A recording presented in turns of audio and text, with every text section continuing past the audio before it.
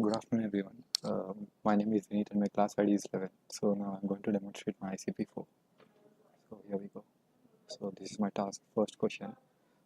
In this, we have to use naive-Bayes method using SCI learn library, and we have to find the required results. So now we'll implement this method. So let me explain this code first. So here we are retrieving this iris data into a data set. I wrote the commands clearly.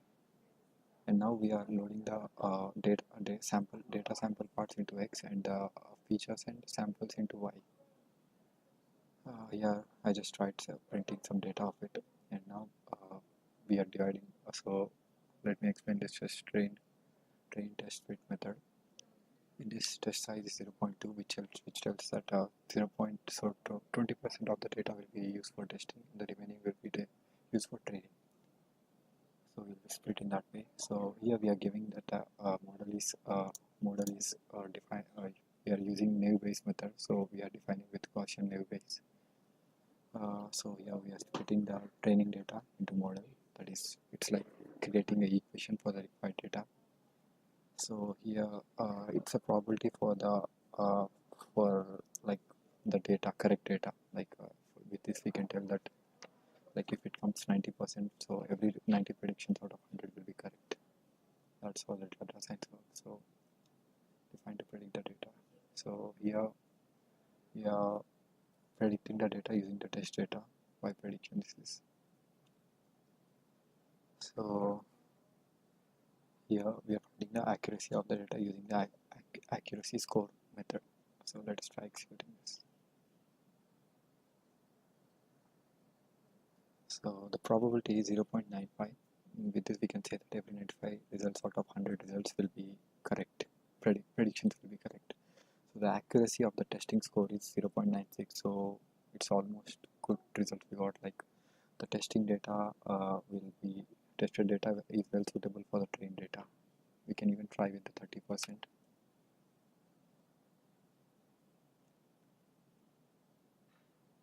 Now we got a little best. So I tried all the values. I found 0.2 as a better. So that's a task 2. Task 1. Let's go with task 2.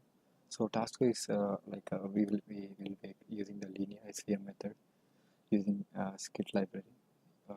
So it almost had the same procedure. Like here in the previous one we did the loading the iris data set and then taking the samples and then the samples and features. Here it is the same one. So this random state variable is nothing but like we are giving the particular pattern for retrieving the data. Not the so the program doesn't take the data randomly, so it just takes up with a particular random state. So every time you execute it, we get the same result for that. If we don't write it, we get different result every time we execute it. So yeah, so here we are showing assigning a linear kernel method model. So here we're fitting the trained data in the model. So yeah, here we are fitting the accuracy of score. Let's try executing.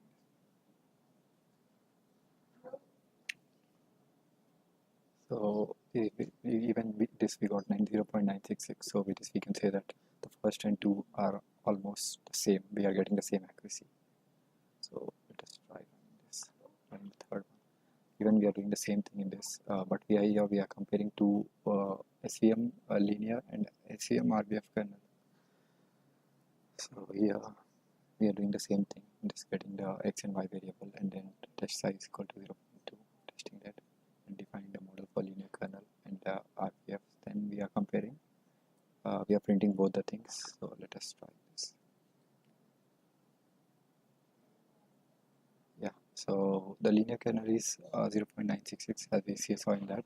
The RBF is 0.9. So the linear kernel accuracy is better than the RBF kernel.